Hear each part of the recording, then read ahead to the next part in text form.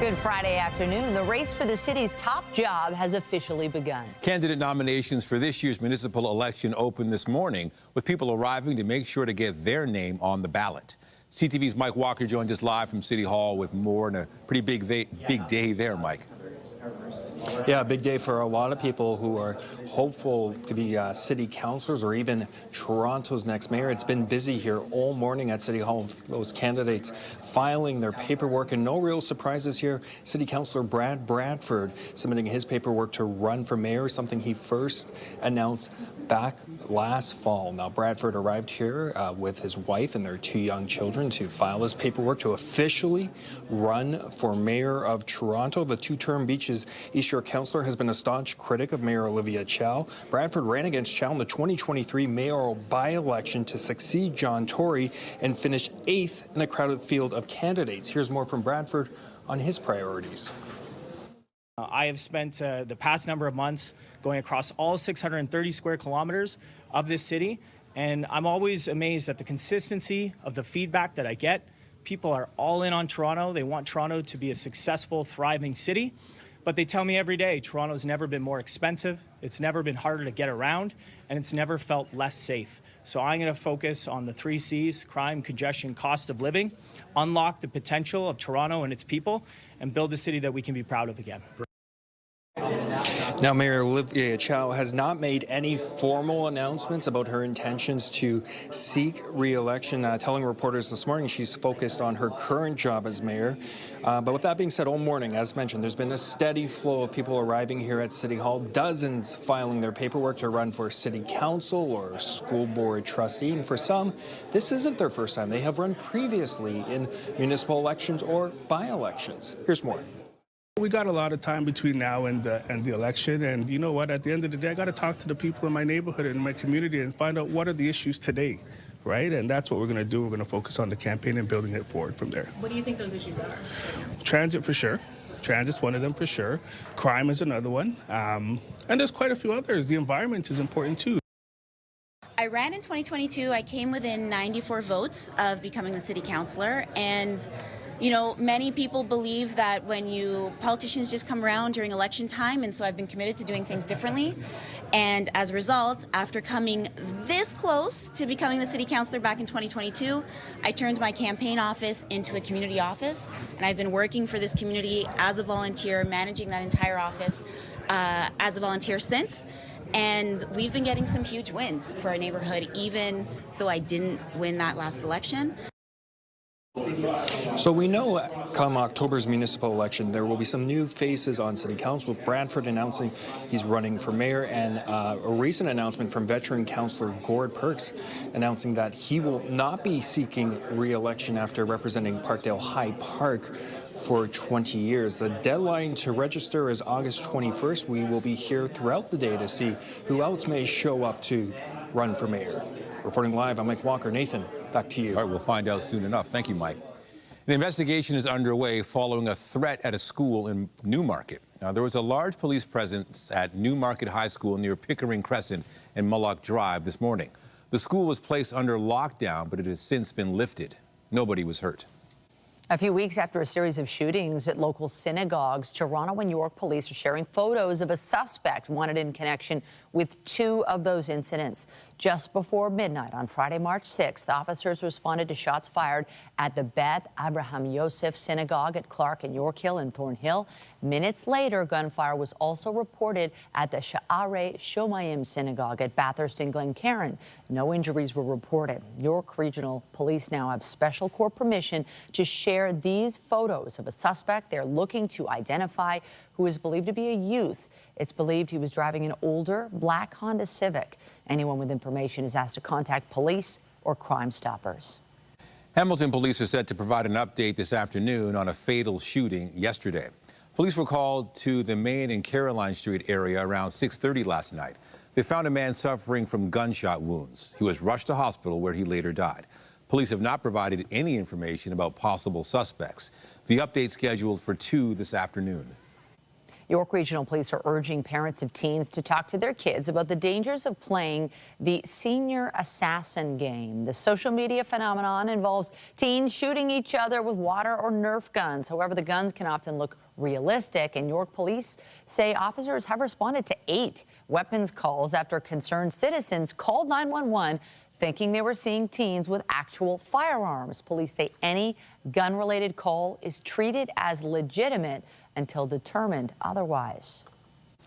Gas prices spiked once again overnight. I don't drive my car too much, but it must be tough for people that are driving every day. Have you noticed it's getting expensive while filling up each time? Yeah, absolutely. Yeah, definitely the receipt at the end has a higher number on it. My daily cost of fuel has been increased by $10 to $15 per day. Yeah, because earlier I used to fill up like around 140, 135, but right now it's 190, so nearly 60 cents has been risen up by. So it's been a cost like a lot. So $20 like a tank.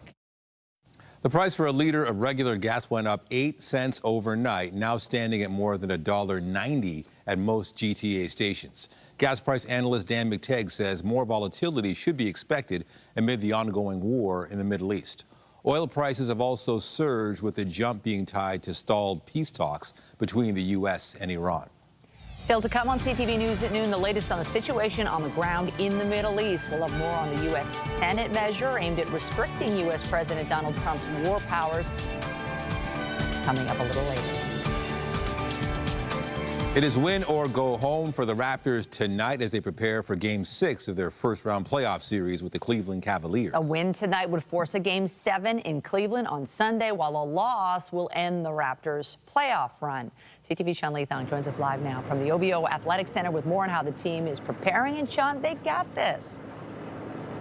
Well, Michelle, Nathan, we got some questionable news in the last little while. Brendan Ingram is listed as doubtful for tonight's game, so if the Raptors are going to win tonight, they'll have to do it without one of their premier stars. Scotty Barnes will be in. He had been suffering from a bit of discomfort in Game 5, but we do know he will be going tonight, so the Raptors are going to have to do it while being likely shorthanded. The issue with Ingram was his right heel, and they're working on that. If they can get the inflammation down, who knows, maybe he can play. But like I said, he's listed as doubtful. But what the Raptors are doing this morning, talking about the fact that nobody has lost a home game in this series just yet. There is that old saying that a series doesn't start until the home team loses. That hasn't happened yet, and we're already looking at Game 6, but it is a win or go home game, so the Raptors will be leaning on that crowd tonight. RJ Barrett talked about just what it means to have that crowd behind him, and Jacoby Walker talked about what it means as the series has progressed through this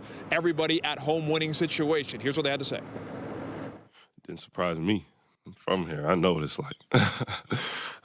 But I think today, even more so than Game 3 and 4, it's going to be definitely crazy in there. Definitely expect that, and we're going to need it. And I think it'll definitely help us to get this win tonight. All wins have been at home for each team. So, you know, that means just we gotta defend home court advantage, try to get it back to Game 7. And, you know, like you said, the series doesn't start. So, I mean, that's going to be the big game. Jacoby Walter talked about how the preparation isn't much different, even though it is a big game. He feels like they're getting good looks. He felt like they played well in Game 5, probably could have won that game. As we know, the Raptors losing 125-120 in Cleveland. They led for a part of that game as much as 10 points at one point. So they're hoping tonight can be different. They're hoping the home crowd will hold up just as it has throughout the series. And they're hoping to head back to Cleveland for Game 7. Reporting live, I'm Sean Leathong. Nathan, Michelle, send it back to you. All right, hopefully. Thanks, Sean. And as the month of May gets underway, preparations for Pride Month are kicking into high gear. Pride Toronto held a festival reveal event this morning. The launch kicked off with a drag performance by Dahlia Doll at the CN Tower. Pride Toronto says there's lots to look forward to throughout June's festival, with more than 300 acts and 600 artists set to take to 8 stages, which will feature 99% Canadian talent. Over 3 million attendees are expected to take part as Toronto Pride marks its 45th edition. Organizers say the milestone is reflected in this year's theme, We won't stop. Well, the mayor is expanding youth programs for at-risk teenagers as part of an effort to create safer and stronger neighborhoods. The age range from the CityServe program, which provides paid work experience for young people, is being lowered to allow greater access over the summer. CTV's Janice Golding has been following this story, and she joins us live with more. And Janice, we know the job landscape for youth is difficult these days. That's right, Michelle. We're live right now outside the McGregor Park Community Centre, where, as you mentioned, the mayor just announced an expansion to the CityServe program, which was originally designed for youth between 18 and 24 to keep them away from violence and crime. They were offering them job opportunities. Now they're going to be expanding the program to involve youth between 14 and 18 years of age to have opportunities over the summer. Joining us right now is Tara Muldoon from the Forgiveness Project. She is the director of one of the agencies involved with the CityServe program. Can you just tell us what kind of a difference is this making in youth life? We're very excited. I think we saw the success of CityServe this year, and seeing what it means now for young people. It means that they will be have really exciting opportunities through the summer. We're keeping them in placements. Very amazing opportunities so far to date has been giving back to their community, supporting the elderly community. Our young people this year, we're cleaning up the community, running events for young people. So that's just going to continue, but now with the younger population. I think we heard that it's going to be for 8 weeks. So for 8 weeks, these young people are going to know what it's like to just give back, to be proud of their community, and to know that Scarborough has so much resilience and talent, and for them to thrive. Now, I understand that this is for kids who are most at risk. In fact, we spoke to a young man earlier who'd been shot just a few days before he was placed. He said he'd served time in jail. So he said this is really making a difference to him. Can you show us or tell us how you've seen it make a difference in people's lives? It makes me so proud. Yes, we were given a heads up about that young person, and we brought him in right away, and that's really what CityServe is. It's about getting those young people who are in risk and at the center of violence and have them be part of something that is powerful, transformative. And what is going to happen now, at least in my team, is that those young people that were a part of CityServe year one, now for the summer, they're going to mentor the younger people. So if they've experienced violence, now there's somebody who's on site who understands that. And what it did for that particular young person, and what I'm seeing across the board, is it's giving them routine. It's giving them opportunity. It's giving them a chance to see life outside of just the trauma they've experienced. And they're such, as you saw, they're such young, brilliant people that we serve. So you find that it keeps them busier, it gives them an opportunity to learn new skills. How else does it improve their life outlook? For us, I can speak for our site. We have incorporated a social worker. We have incorporated routine. We've incorporated healthy eating. We've incorporated life stabilization. And we've worked with community partners to really just have this be more than an exciting job opportunity for them. It really is about teaching stability, just ensuring wraparound support, and that they're not alone. We're here with them. We're excited for them. I know today the young people, even meeting the mayor was profound in their lives there. And he pulled me aside and told me that. So just seeing how they have a chance to see life and how big life can be and how powerful that they are. Well, thank you so much, Tara. That must be very gratifying. That's it from us here at the McGregor Park Community Centre. I'm Janice Golding. Now back to you, Michelle and Nathan. Thank you, Janice. Well, the cherry blossoms in High Park are expected to reach peak bloom today. Hundreds of thousands of visitors are due to flock to the park over the coming days to take in the blossoms. However, people are being reminded there is no vehicle access to the park during this busy time. All right, we got more news in a moment, but first a look at the forecast. There's a live shot of the city, a mixture of sun and cloud, and not too bad of a way to start the month of May. Hopefully, throughout this month, we're going to have much better temperatures, maybe get into the 20s. But Lindsay Morrison, I'm sure, is going to explain things with a look at the current conditions. Hey, Lindsay. Hey, Nathan. Eventually, we will get into the 20s before this month is finished. But yes, May is off to a bit of a chilly start. Very similar conditions to yesterday. Right now, we are at 10 degrees. But as you can see, just about everyone else outside of Toronto in the single digits. And we've got rain again from Hamilton to Niagara Falls, right along the north shore of Lake Erie. A few showers there, too. And spotty showers around the Kawarthas and parts of Muskoka. We have the chance of showers this afternoon once again. Winds right now for us are very light, are coming out of the south. It's a great day, as mentioned, to go and enjoy the cherry blossoms at High Park and various other pockets around the city. 12 is our forecast daytime high. If you're heading to Jurassic Park for the big Raptors game, you might experience a few showers for the early part of the evening, and then things dry out as the night goes on. Once again, we are are under a frost advisory. Lots to talk about heading into your weekend. We've got your forecast details coming up. For now, though, Michelle, back to you. Thank you, Lindsay. Well, as we touched on earlier, gas prices spiked overnight, rising by 8 cents at most GTA stations. CTV's Scott Hurst has been following the pain at the pumps. We're saying that a lot lately. He joins us live now with more. Scott, what are things looking like across the country? Michelle, good afternoon. As we turn the page to a new month, it is still the same old story when it comes to gas prices. It has been quite a roller coaster ride over the past several weeks, and experts say we should expect more volatility ahead. As you mentioned, most GTA stations saw roughly an 8-cent hike overnight. Other places across the country saw anywhere from 8 to 12 cents, a spike just in the overnight hours. And as I mentioned, expecting more volatility ahead as we look at the average across the country, the provincial average, with British Columbia at more than $2 per liter, and in Vancouver, it's actually upwards of more like $2.25 per liter. Now, we've heard this, the war in Iran and the closure of the Strait of Hormuz, as we've been reporting on a lot, is costing the global economy billions, and there's fear that the conflict, if it continues on for much longer, it'll continue to drive prices to record highs. So for Canadians, if the conflict isn't resolved in the next several months, there's legitimate concern, and we're already starting to see the impact on what it will mean for inflation and ultimately costing us more and more, not just for gas, Michelle, but potentially many other items and services as well. And Scott, these prices are high even with the federal government's tax holiday that we'll be enjoying through the summer.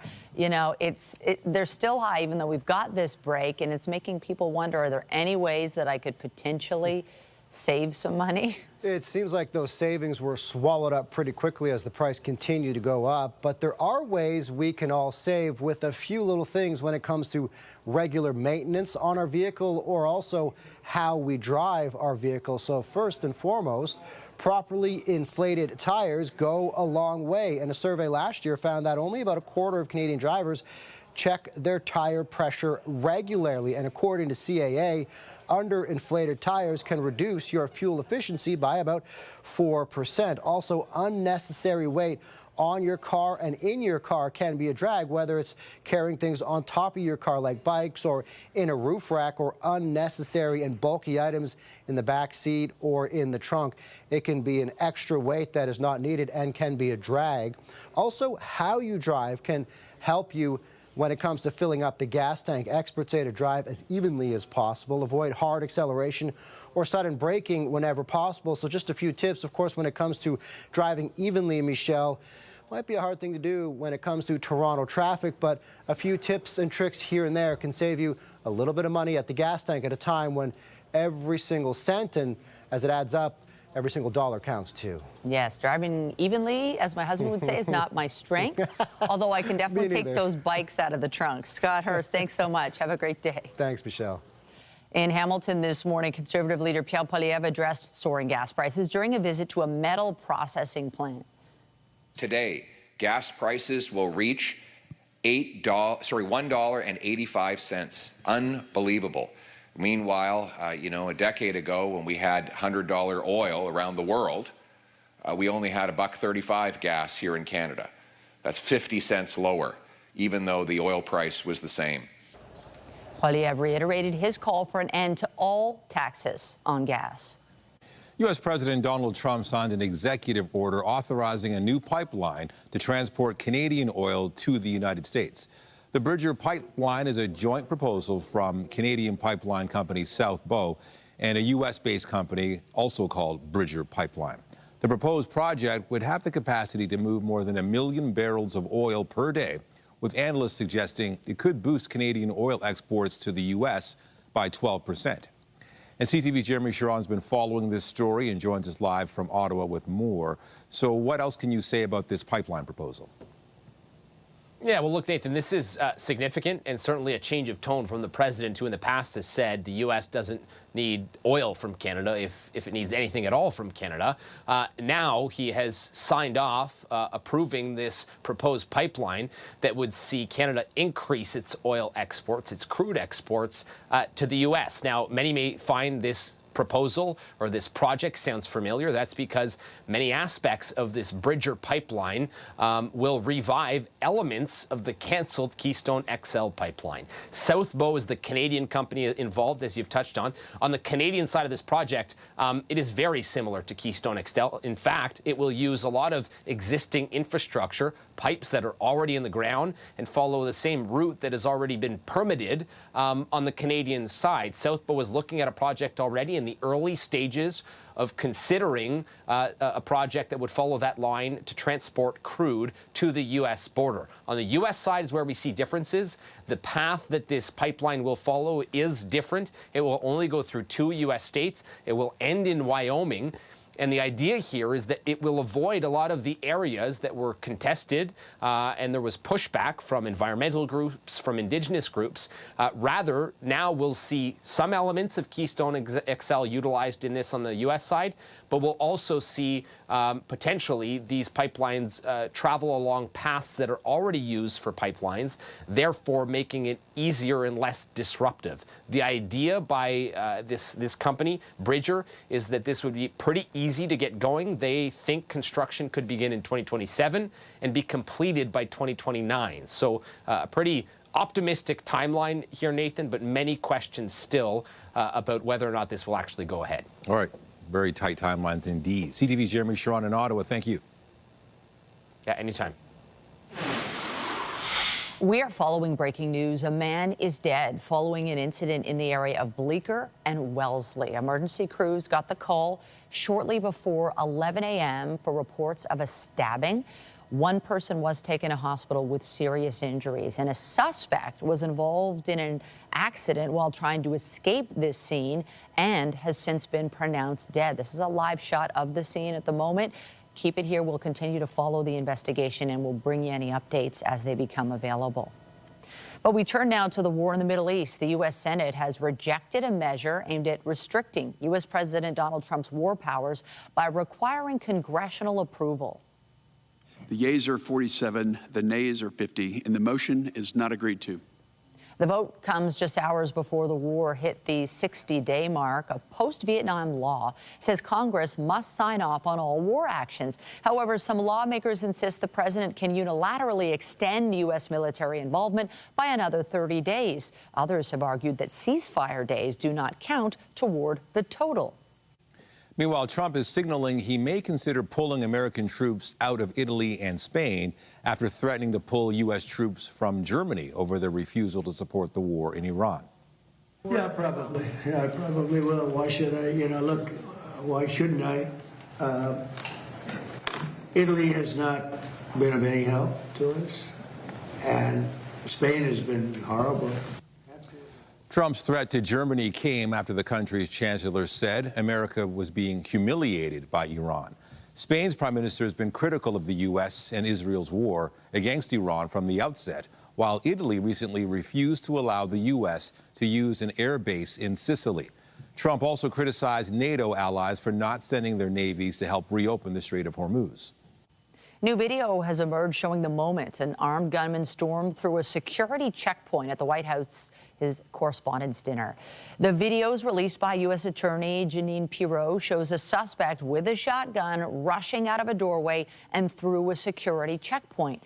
Prosecutors say the video shows the suspect, Cole Thomas Allen, and a Secret Service agent exchange fire. Allen has been charged with attempting to assassinate U.S. President Donald Trump. He is due back in court May 11th. Nearly 170 activists, including 2 Canadians, are now in Greece after their Gaza aid boats were intercepted by Israel in international waters yesterday. The activists were taken to the island of Crete today after an Israeli warship transferred them to Greek boats. 2 of the activists have been detained by Israel for questioning. The group was part of a second global Samud flotilla. It was launched in recent months in an attempt to break Israel's blockade of Gaza by delivering humanitarian assistance. A nurse from Ontario and a student from Quebec were among those on board the 22 vessels intercepted off Greece, hundreds of kilometers from Gaza. Israel says the organizers are professional provocateurs and insists what it calls a lawful blockade will not be breached. Here at home, with just 6 weeks to go until the World Cup, Canada's defender Alistair Johnston is back in action after overcoming injury. CTV's chief anchor and senior editor Omar Sachedina asked him some rapid-fire questions about life on the pitch. Let me know when, Chris. Messi or Ronaldo? Messi. Favorite hype song? Anything Drake. What did I miss? Favorite pregame meal? Like chicken, rice, broccoli. Postgame? Anything that gets the calories in. Favorite place in Canada? Vancouver. Best way to deal with pressure? Don't run from it. Enjoy it, embrace it. What do you love to do when you're not playing soccer? Going for a walk with a dog, probably. What do your teammates call you on the pitch? I get a lot of Ali, but now that we have Ali Ahmed, it makes it a little more difficult. AJ, but probably a lot of Ali, I'd say. Any pregame superstitions or rituals? I like to say I'm not superstitious, and then I realize I do put always my left boot on first, then my right, my left shin pad on first, then my right. Who do you most look up to? My parents. A special talent off the field? I love to talk. One word to describe yourself? Passionate. And if you were not playing soccer, what would you be doing? If you ask my mom, I'd probably be in law school. I'd like to think I'd be in some way or shape involved with the sport, but probably on more the sporting director side. Awesome, because you're so passionate about it. That's great, Alistair. Thank you so much. Love it. Thank you. Cheers, I appreciate it. Thank you. Well, so many of us can't wait until June, but today we welcome the month of May and say goodbye to April. Here's a look back at what the month brought us weather-wise in Toronto. Yeah, that month is going to be remembered for being exceptionally rainy. We had almost 114 millimeters of rainfall recorded. That's well above the monthly average. This is what we can look ahead to in the month of May. Daily average temperatures look something like this, and on average we get about 77 millimeters of rain. Let's see how this month ends up stacking up. We do have a few showers in the forecast heading into the weekend. Details after the break. When you see it happen, send it to CTV News.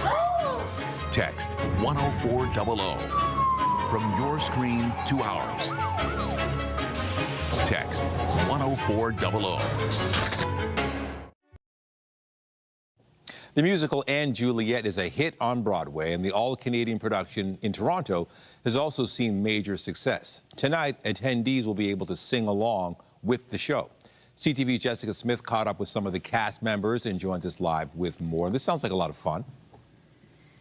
Honestly, Nathan, if you haven't seen And Juliet yet, you absolutely have to. I'm very lucky. I have seen it twice, and it gets better every single time. I'm joined by Matt Raffi. You play May in the show, and I have to say, the last time I saw it, put me into tears. Talk to me about what it's been like with this all-Canadian cast, being Canadian yourself, being here at home, and being able to share these songs and this show with everybody. Oh my God, it is a dream come true. It's so exciting being all together here as Canadians in Toronto on Mervish stage. It's incredible, and telling this story, which is so special. As you know, I've had a story with this show for like 4-ish years now, and it's been so special to like have such a long journey with it, and to bring it back home in Toronto, in Canada, has been a dream come true. Yeah. And honestly, so many of the songs sing to my millennial soul, and people get to sing along tonight. So this is really cool because you have the opportunity to actually not just like sing in your seat and dance in your seat like I was the last time I saw the show, but sing out loud. How does that work? It's wild. It's a party. I'm not gonna lie. I've done it a few times on Broadway. It's the best time. I keep saying, like, I wish every show with And Juliet was a sing-along show because it's just so fun. Like, it's a party. The songs, either you listen to it on the radio for years or you grew up listening to these songs. Either way, you know them. So, of course, everybody wants to sing along, and what a perfect night to come down to the theater and have fun with us and have a party and watch this beautiful story being told with incredible characters and actors, and it's the best. So there've got to be rules, because I feel like I would get carried away. I'll be honest. I get really excited very easily when it comes to these things. So is there a host? Who's going to tell me when to sing and when maybe to keep quiet? Yes, there is a host. At the beginning of the show, they're going to come on stage and sort of explain kind of like the guidelines of how the night's going to go, encourage the audience to sing and have fun and have the best time. But yeah, I think that it's mostly going to be singing along to the songs and then sort of just enjoying the rest of the show as it's being told. And we are on stage having the best time, but also trying to keep the show going because, you know, you don't want to be in the theater for like 5 hours.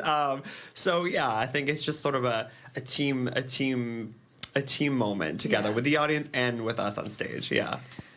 You've been in about 6 months now at this show. Do you have a part of the performance or a part of just this whole experience that stands out to you? Because you guys are making history with this show, and you're telling such a beautiful story for Juliet and for yourself, for May. But talk to me about what you've learned maybe most about yourself in this process. Oh my God. I keep saying it, but it's true. It's been a dream come true. Like playing this role, stepping into it full time here in Toronto, in Canada, has been so special.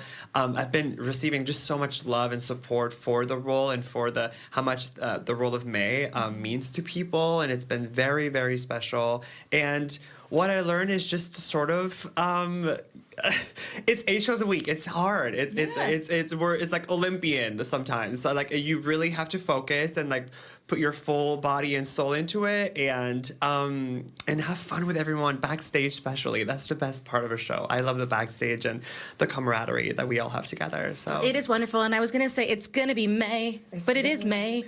Matt, thank you so much. Sing Along is tonight, and the show has been extended to July 5th, so you have lots of time to go see it. We'll send things back inside to the studio.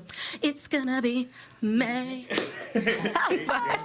May has arrived. Thank you. It is a great show. Now, if you're heading to a show or anywhere else this weekend, there are some transit service changes to be aware of. Tomorrow only, there will not be service on Line 1 from Finch to Shepherd Young. Crews will be carrying out planned track work. Shuttle buses will serve those stations instead, with subways running once again at 8 a.m. on Sunday. And this is the first weekend of several where GO trains won't be running on the Barrie line. Replacement buses will serve all stations except Downsview Park and Union, where subway service is available. All right, it's the first of the month, and already we're talking about frost, and we're talking about cooler temperatures. Hopefully things change. But here's the thing, by the end of the month, I feel we will have turned a corner, right? We're getting there. It felt so good to flip the calendar today. Yes. And yeah, at least we have sunshine. May is one of those months where the average temperature actually climbs quite quickly as the weeks go on. So we're at an average daytime high of about 16 degrees at this point, May 1st. And by the end of the month, our average temperature will be into the 20s. So yes, we have to wait a little bit before we have 20-degree highs in our forecast once again. It is a bit of a chilly start to May this year.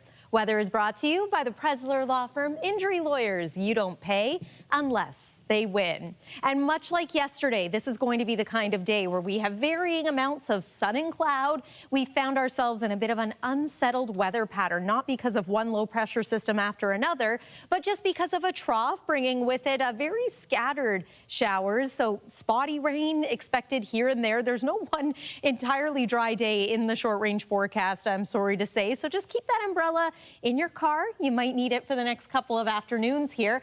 And you may want to cover up your plants again, because this frost advisory is going to remain in effect for tonight, and it's likely going to be in place again tomorrow with overnight lows near freezing here in the city.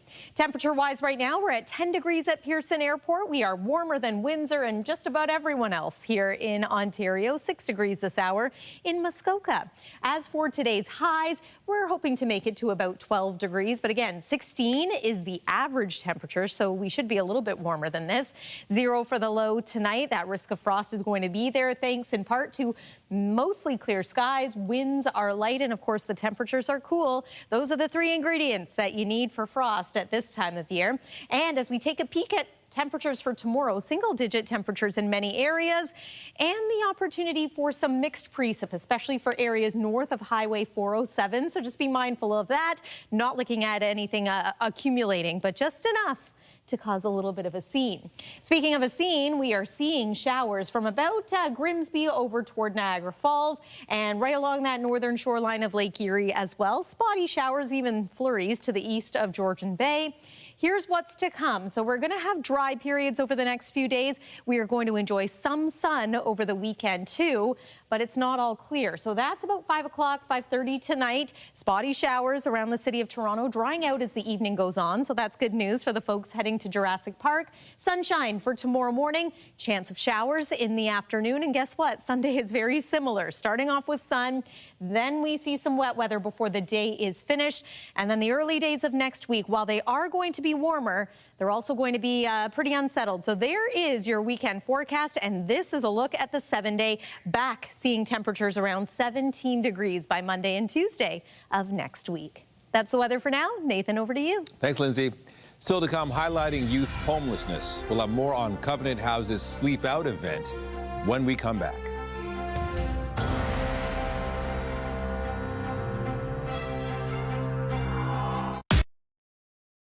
Dozens of people from across the GTA took part in Covenant House's Sleep Out event last night to bring attention to youth homelessness. The annual event held at Toronto Metropolitan University. Participants woke up early this morning after spending the night outside to highlight the challenges facing young people experiencing homelessness. Organizers say on any given night here in Toronto, more than 1,500 young people are living on the street.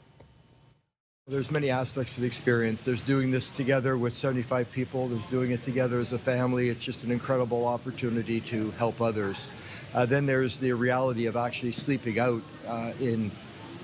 compared to what true homeless people have to experience. This is relatively safe. It's protected. There's security. It's closed off.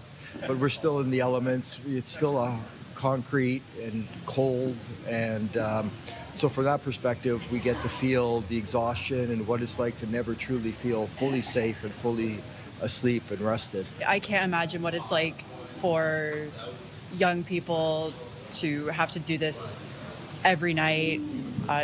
It's impossible to truly rest when you're, uncomfortable and cold and just exposed to the elements. Covenant House provides young people experiencing homelessness with a safe place to stay, health care, counseling, education, and other services. Turning to sports, the Tempo will play their second and final preseason game tonight. Held coming through, and he inerts, puts it up, knocks it down! The score didn't matter, but the team's coming off an 83-78 loss to the Connecticut Sun Wednesday, which marked the first time the Tempo had taken the court in official WNBA action. They'll square off with the Minnesota Lynx at 8 p.m. The team will open the regular season next Friday at Coca-Cola Coliseum against the Washington Mystics. The Blue Jays will look to get back in the win column when they continue their series with the Minnesota Twins tonight. 1-1. And Varsho pulls this one in the air to right field. That ball is back, and that ball is gone. Yes, Dalton Varsho opened the scoring for the Jays last night with a solo homer in the fourth.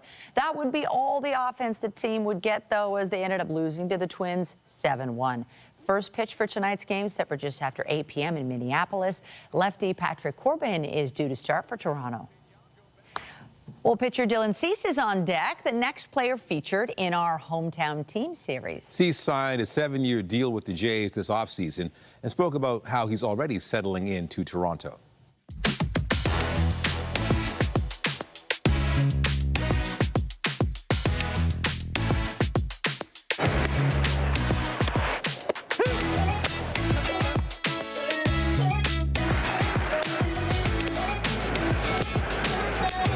Strikeout number 12.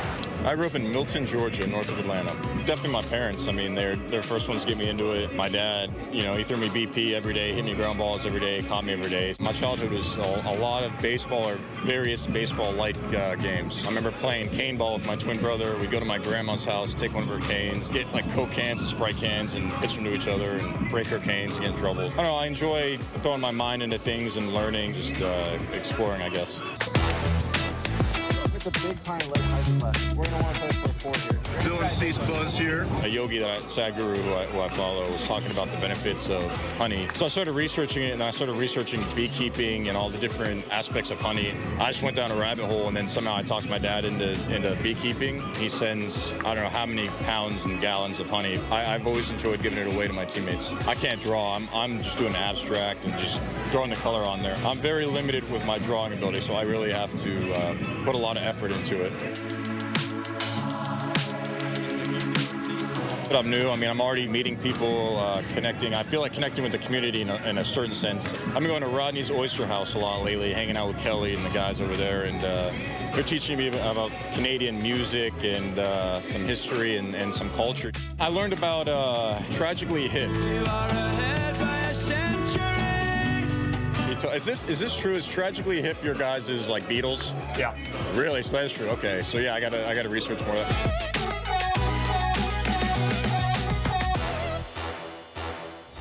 He's learning a lot. We learned so much about him. Now, still to come, Air Canada is pausing its financial outlook for the rest of the year. We'll have more on the impact of rising jet fuel prices when we return.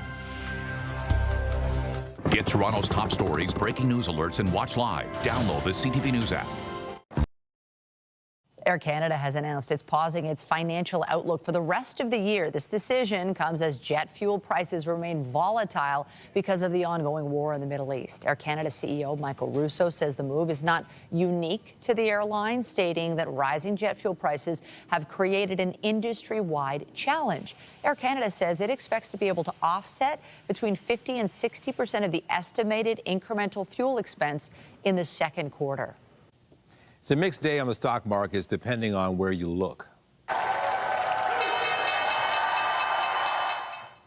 U.S. markets are once again eyeing new records after Apple and other big companies reported stronger profits for the start of the year than analysts had expected. Easing oil prices have also helped steady some markets. That's also bringing down the S&P TSX composite thanks to losses in the energy sector. Netflix is out with the official trailer for a documentary about the life and career of Canadian comedy icon Martin Short.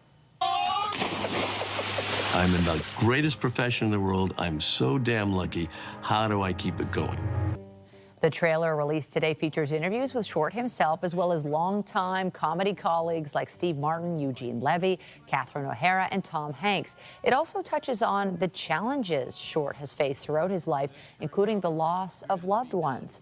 Marty, Life is Short, starts streaming May 12th. Coming up, reliving a unique part of Toronto's history through a video game. We'll have more on an interactive experience based on the Toronto Zoo's famous escaped capybaras.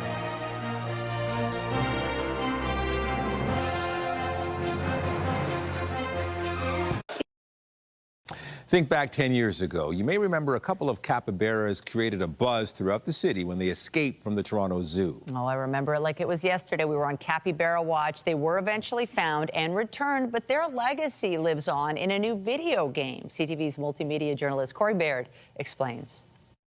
The search is on. 10 years ago, the unlikeliest of jailbreaks catapulted the capybara from obscure South American rodent to Toronto's top news. Live over High Park, where those two young capybaras are still missing.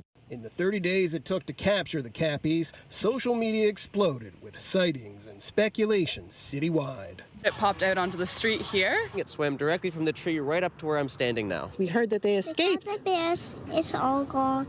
A decade later, they've escaped again. In video game form, that is. You can call off the search parties.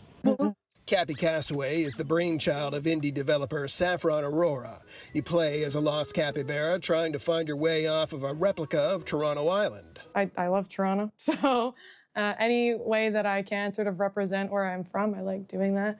The Queen Street Viaduct, the DVP Rainbow Tunnel, even TTC streetcars among the game's many Toronto Easter eggs. You can see one of our references over here. This is Nest Fred's. I'm actually gonna do this one over here, which is Fran's Diner, if you're familiar with Fran's. We've got a little Timmy's cup, our coffee cup. It's a winning cup, would you look at that? We do have a few, I would say, Toronto animals celebrity references. Conrad the raccoon makes an appearance. Something I would like to add is the IKEA monkey. The video game industry is volatile, so success is hardly guaranteed. But there could be gold in these hills. Capybara cafes do big business in Japan, so maybe the world's just been waiting for our own ode to the rodent. I think the capybara is a friend to all animals. It's very like loaf-shaped and it's very approachable. Cappy Castaway will be available for download later this year. Corey Baird, CTV News, Toronto. They do look different. You have to admit that. There's so much to unpack from that story. Oh, I love that. I didn't even know what a capybara was, and then it became huge news. Yeah, big memories brought back there for sure. Let's talk about the forecast one more time for this evening, and then heading into the weekend. It's a big night in the city. Of course, many fans, once again, going to be cheering on the Raptors. Might need a poncho for the early part of Jurassic Park opening, but we should dry out as the night goes on. We eventually do fall to an overnight low near 0 again. That's our forecast low. So not surprisingly, this frost advisory remains in effect and likely will for tomorrow night too. There's tomorrow at a glance. It is another cooler than normal day. 10 degrees is what we're forecasting. There will be a nice mix of sun and cloud at the start of the day. Chance of showers in the afternoon. Northwest winds, not the most pleasant feeling. And then Sunday, similar. Some sun to start. Wet weather before the afternoon is finished. 13 degrees for the high, and then finally we are back to seasonal Monday and Tuesday of next week. The trade-off is it's going to be cloudy, and once again we are looking at some showers. Not April showers this time, May showers. Nathan and Michelle. Right, we're getting there. Thank you, Lindsay. And that's it for CTV News at noon. Remember, you can get Toronto's breaking news all day long on CP24 and at ctvnewstoronto.ca. For Lindsay Morrison and all of us here, have a pleasant afternoon. I'm Michelle Dubé. And I'm Nathan Downer. Be sure to join us later for CTV News at 5 and 6.